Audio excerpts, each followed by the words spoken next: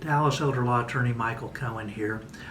Today I'm going to talk about whether you should have a trust as a beneficiary of a retirement account. This became more of an issue in recent years, the last couple of years, with the Secure Act. Normally, if you just had a regular trust as a beneficiary without proper language, it could be a bad situation for taxes. Under this law that was passed or became effective in 2020, the Secure Act, which we expect to change even more in 2022, there's only 5 categories where you could still stretch the IRA over the life expectancy of the beneficiary.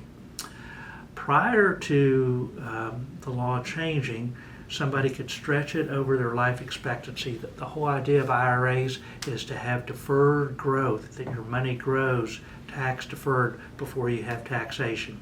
So it used to be with inherited IRAs, people would take out on an annual basis over their life expectancy, including the children. And so then there could be a long time before the money all gets taxed. It gets taxed each time you take out, but stretched over that person's life expectancy. So let's say you had a $40,000 IRA and there was no growth. Well, that's $1,000 a year, but usually there would be growth during that 40 years. Well, anyway, but the law changed where there's only 5 exceptions to the law for that stretch to still occur. A surviving spouse. So a lot of times you might roll over the IRA to the surviving spouse. However, what if you're concerned if the surviving spouse might remarry? Or if it's a second spouse and you had children from your prior marriage, you might want to have the IRA go into a trust solely for the benefit of that surviving spouse, but you want to go to, let's say, your children after the surviving spouse. Maybe somebody else is the trustee, maybe not, depending on what your comfort level is with the surviving spouse. Well, anyway, the 5 categories are a surviving spouse, somebody who's less than 10 years of age of you. So if you had a sibling and you said, I don't have a spouse or a family, I'll give it to my sibling who's less than 10 years of age difference. A person who is disabled or somebody chronically ill, or if your beneficiary is a minor, let's say somebody under age 18.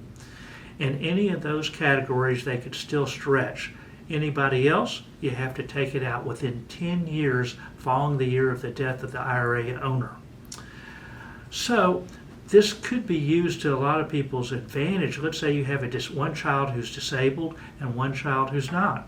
It could be that you have your retirement account go to the disabled child to stretch, whereas the other assets may go to the other child. Let's say it was of equal value, because that way you could have tax deferral over the life expectancy of the disabled child. But be careful, if the child is on public benefits like Medicaid, then that income could create a problem of ineligibility, or in some states, even the IRA itself would create ineligibility. So you have to look at where you live.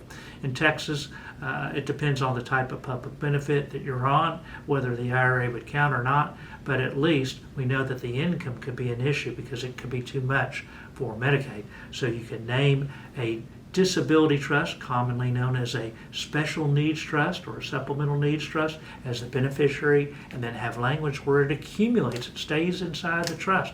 So the money is used for the disabled child, it doesn't count as an asset, yet you can stretch it over the life expectancy of that disabled child. So if you have a spouse that you're concerned about, you might have it go into a spousal only retirement trust.